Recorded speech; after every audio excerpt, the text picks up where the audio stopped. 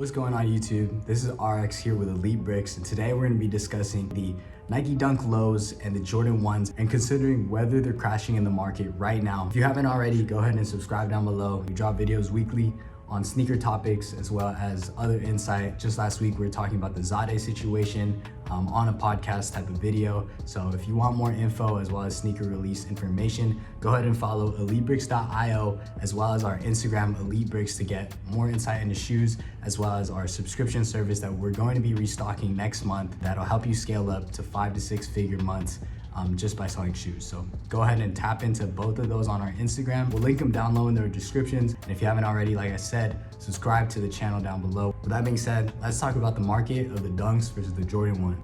And we all know that back in 2020, right around the time of COVID, the Jordan 1 started popping off in popularity. The Jordan 1 model was already iconic, but the hype became insane. Now, this could be due to the fact that during COVID, a lot of people got their stimulus check. They were able to have this influx of money, and a lot of people kept spending, kept buying things. You know, we saw an influx of purchases on StockX, as well as all other platforms, you know, buying things just because people could. You know, nobody was really doing anything, so the market really spiked up during that time from around March 2020 to the year after 2021. Now, this could also be due to the fact that TikTok was just blowing up, and a lot of famous influencers on the platform were also wearing the Jordan 1 model as their shoe of choice.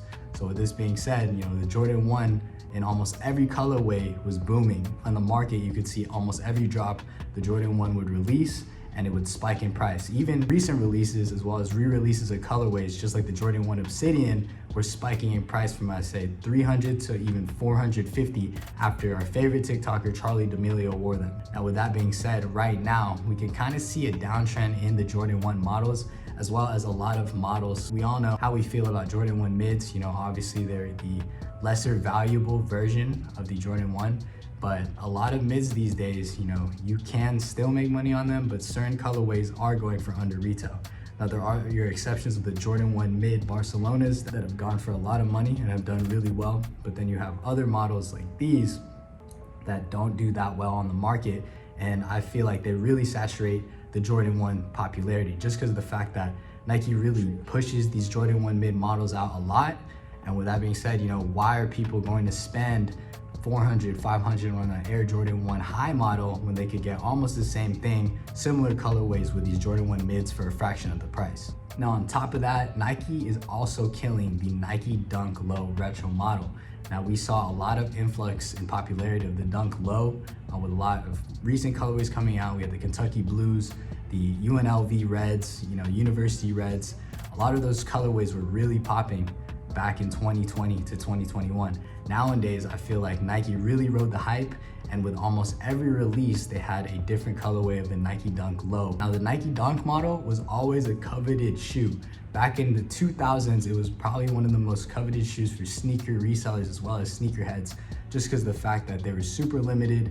And we all know the story about the Nike Dunk Low staple pigeon drop, where it was probably one of the most hyped releases back in its day that actually caused riots outside of the store where it was being sold at. With that being said, the Nike Dunk Low model was dated back to the 2000s, and Nike actually revived this model in the past year or so.